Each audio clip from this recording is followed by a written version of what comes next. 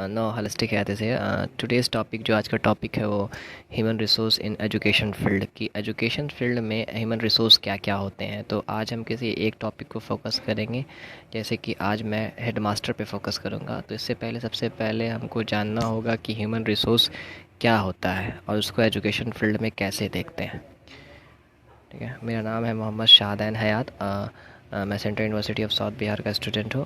Integrated BA BEd कर रहा हूँ। सीखने सिखाने की उम्र में हूँ। जो चीज़ अपने टीचर से सीखा बस वही को पढ़ाने की कोशिश कर रहा हूँ। बस कोशिश है मेरी, मैं तो पढ़ा नहीं सकता, बस एक कोशिश है।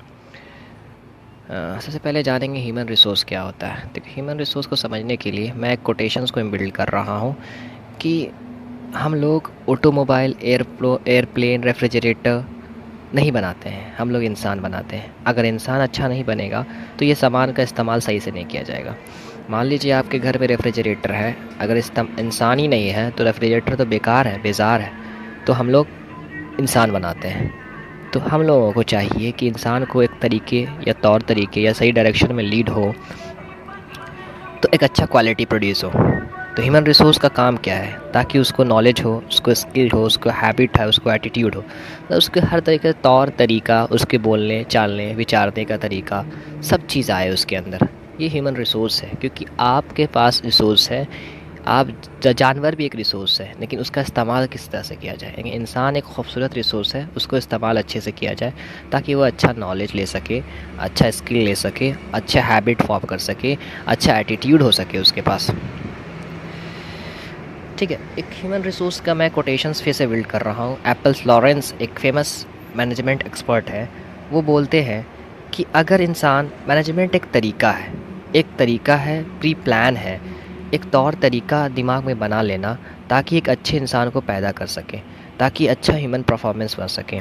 कि इंसान इंसान एक है, लेकिन उसको किस तरह से तौर तरीका करना है या किस तरह से वो मेंटेन रहेगा, तो ये डिपेंड किस पे करता है, उसके गोल पे। आप किस तरह से सोचिएगा अपने ज़िंदगी में, आपके गोल, आपके विजन्स, आपके एम ही डिसाइड करते हैं कि आपका भविष्य कैसा होगा।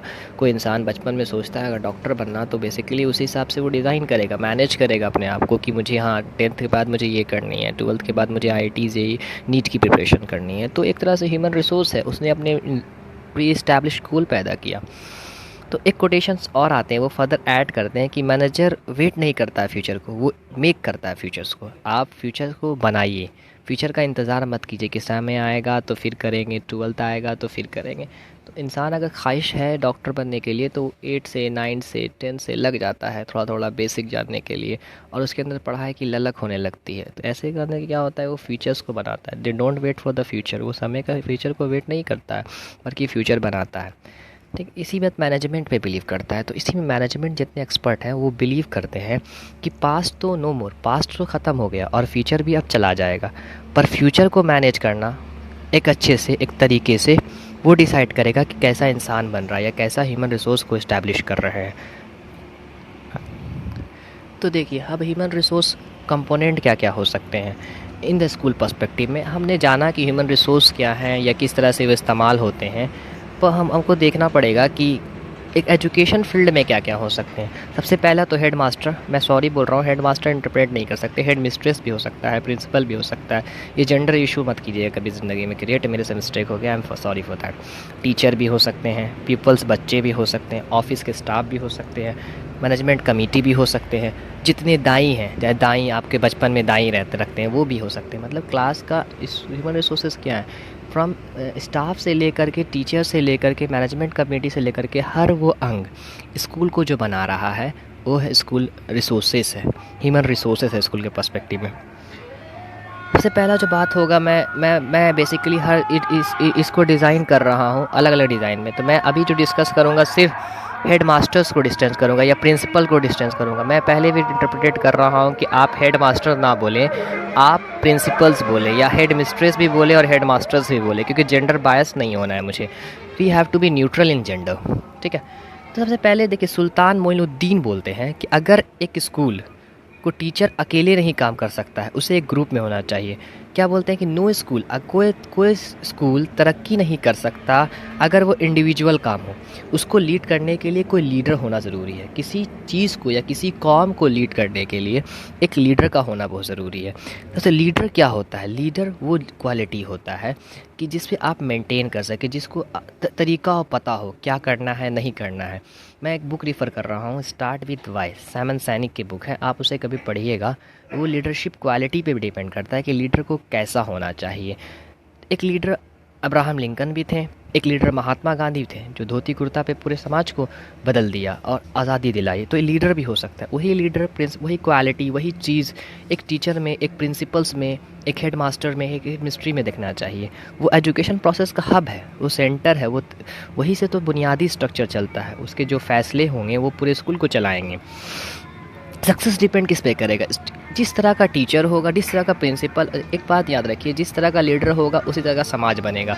जिस तरह का स्कूल होगा या जिस तरह का सेटअप होगा उसी हिसाब से स्कूल की तरक्की होगी। आप कभी भी इमेजिन करिए, आपकी तरक्की आपकी स्कूल की तरक्की किस पे डिपेंड करता है? आपके प्रिंसिपल की डिपेंड करता है। मेरी प्रिंसिपल सिस्टर कोलास्टिका थी, तो वो लीडरशिप क्वालिटी उनके अंदर था, उनके अंदर क्वालिटीज़ था, किस तरह से वो मैनेज करती थी। उनको साइकोलॉजिस्ट भी पता था, उनको सोशोलॉजिस्ट भी पता था, उनको फ़िलासफ़ी भी पता था, वो साइकोलॉजिस्ट भी अच्छी थी। तो हर चीज़ रीड थी। लीडर क्वालिटी क्या था? किस तरह से मैनेज करना है।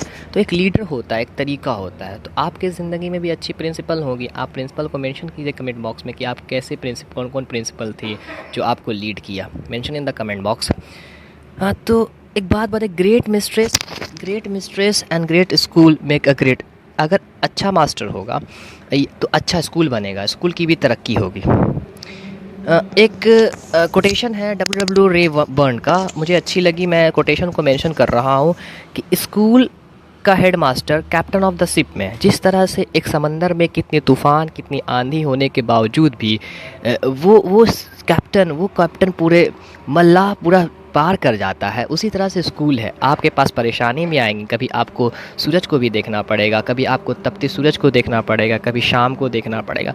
तो परेशानियां और मुसीबतें तो आती रहती, कभी आपको खुशी भी देखना पड़ेगा। तो स्कूल को इमेजिन करिए, हेड मास्टर वो है, हेड मिस्ट्रेस वो है, प्रिंसिपल वो है जो एक कैप्टन की तरह है। समंदर में जितनी तूफ़ान आए या आंधी आए या शांति भी रहे तो वो चले जाते हैं, वो चलते हैं, थमते हैं। वही तो लीडरशिप क्वालिटी होता है। देखिए, अब मैंने कुछ पॉइंट मेंशन किया है कि रूल्स क्या हो सकते हैं। तो ये मेरे कुछ पॉइंट्स हैं, वो मैं डेडिकेटेड वे में मेंशन करूँगा। पहला, टीचर्स ऑफ टीचर। सब टीचर का टीचर है, तो क्या हो सकता है कि उसकी क्वालिटी ऐसा हो कि हर टीचर के बारे में जाने वो क्या है। टीचर का टीचर तो लीडर है, leader of the all teacher. उसको पता हो कि टीचर क्या है। ये मैथ के टीचर है तो इसको क्या बताना है, किस तरह से डायरेक्ट करना है। ये फिजिक्स के टीचर है तो इसको किस तरह से डायरेक्ट करना है। तो वो अवेयर हो, हर फील्ड का नॉलेज हो उसको, ताकि वो कुछ ना कुछ नॉलेज हो, ना कि वो एक सब्जेक्ट तक महदूद ना रहे। वो सुपरवाइज़ करे, टीचर को बताए। और दूसरा बात कि टीचर को फाइनेंशियली और इमोशनली भी सेटिस्फाइड करे, मतलब उन इमोशंस भी उसको इंक्लूड करे, सुपरवाइज़ करे, उसको डायरेक्ट करे, अपने तरह समझे, अपने फैमिली मेम्बर की तरह समझे।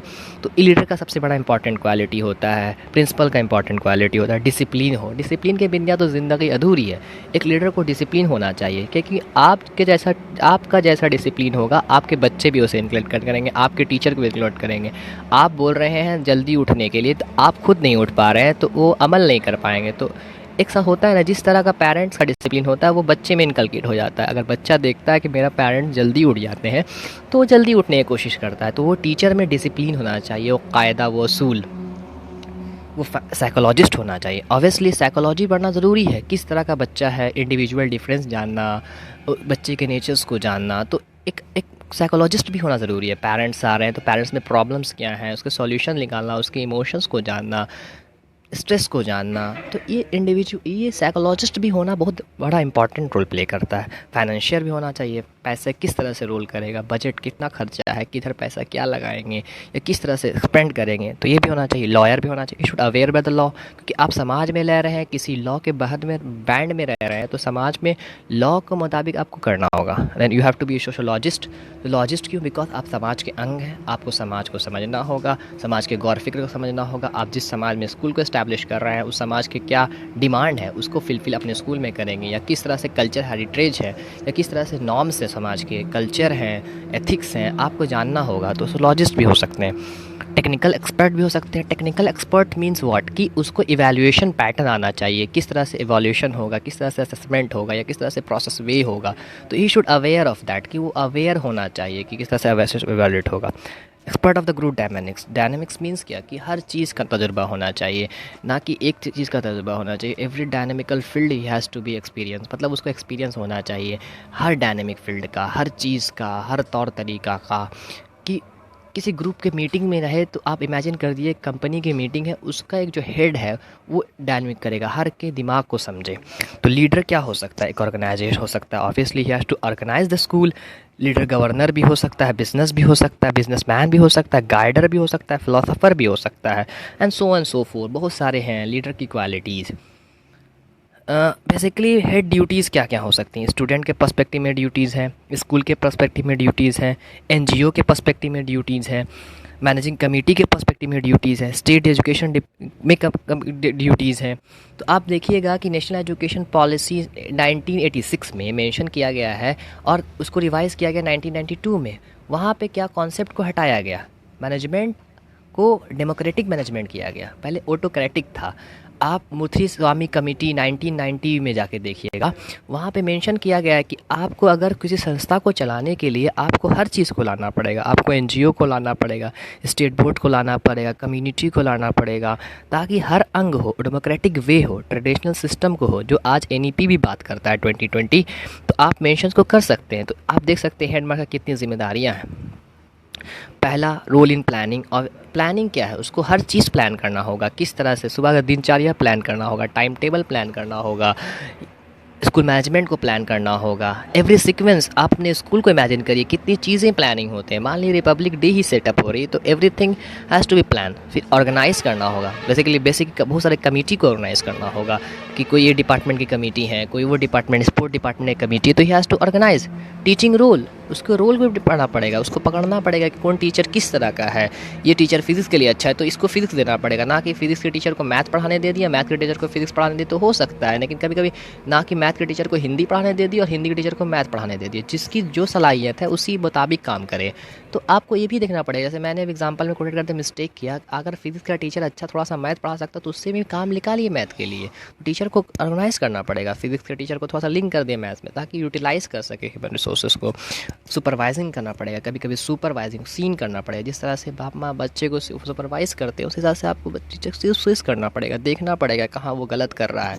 और इंसान तो कुछ ना कुछ मिस्टेक करता है, तो मिस्टेक को एनालाइज करना होगा, देखना पड़ेगा।